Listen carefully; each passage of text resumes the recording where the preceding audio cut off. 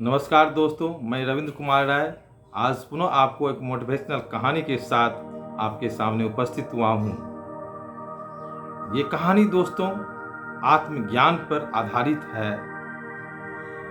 जब मुझे ये आभास हो जाता है कि मैं कौन हूँ, तो जीवन में बहुत कुछ पाया जा सकता है।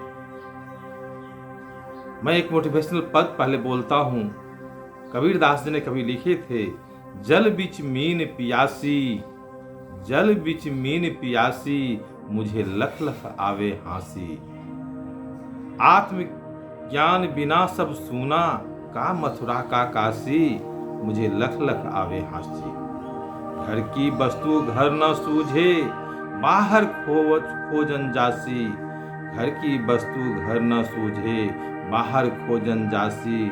मृग के नाभि में कस्तूरी, बन बन फिरत उदासी, मुझे लख लख आवे हासी। जल बिच मीन पियासी, मुझे लख लख आवे हासी। आत्मज्ञान जब लोगों को नहीं होता है दोस्तों, तो वह बहुत सा गलती लाइफ में करता है।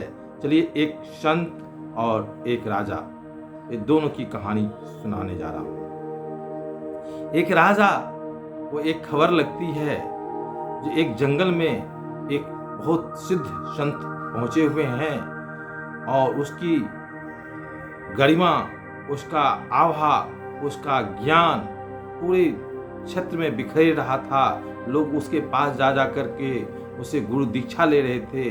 राजा को जब ये पता लगा तो राजा की भी इच्छा हुई जो मैं भी क्यों न उनसे अपना गुरु दीक्षा लूं, मैं उनको अपना गुरु वरण करूं।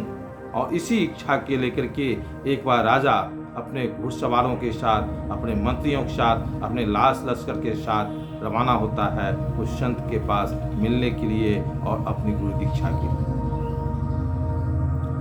राजा आगे बढ़ता है, उसकी मंत्री की संतरी की सारी फौज उनके साथ चलती है।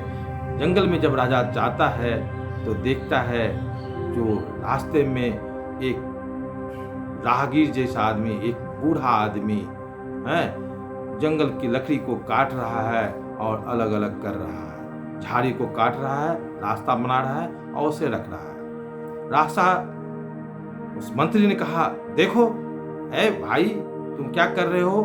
राजा का लश्कर जा रहा है एक संत से मिलने के लिए, तुम हटो।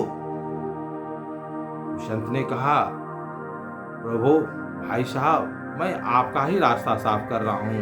ये कटीली है, तो झाड़ी है, तो साफ कर देता हूँ। कहा, मुझे देर हो रही है संत से मिलने के लिए, तुम हटो। बड़ा ये वर्ड जो बोला, ये शब्द जो बोला, मंत्री सब गुस्सा गए, उसके सेनापति गुस्सा गए, राजा जो है गुस्सा गया। जो मुझे देर हो रही है, तुम नहीं समझता मैं इस देश का राजा हूँ? तुम मेरी बात का अवहेलना करने का तुम्हें शक्ति कैसे हुई?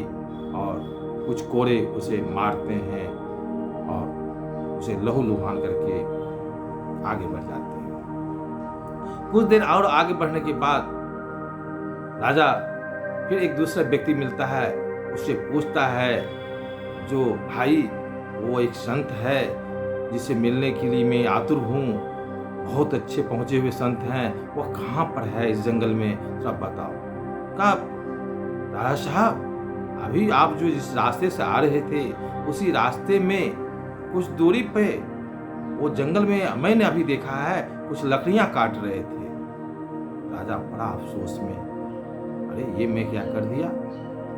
मैं जिससे मिलने जा रहा था उसे ही कोड़े मारा, उसे लहूलुहान करवा दिया। और राजा आता है तो संत तब तक अपनी कुटिया में बैठा हुआ ध्यान में था।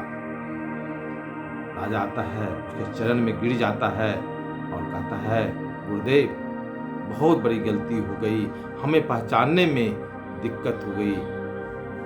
गुरु जो है वो संत राजा को गले से लगा लेता है और कहा, बेटा तेरा कोई गलती नहीं है, तुमने गुरु वरण करने के लिए आया था।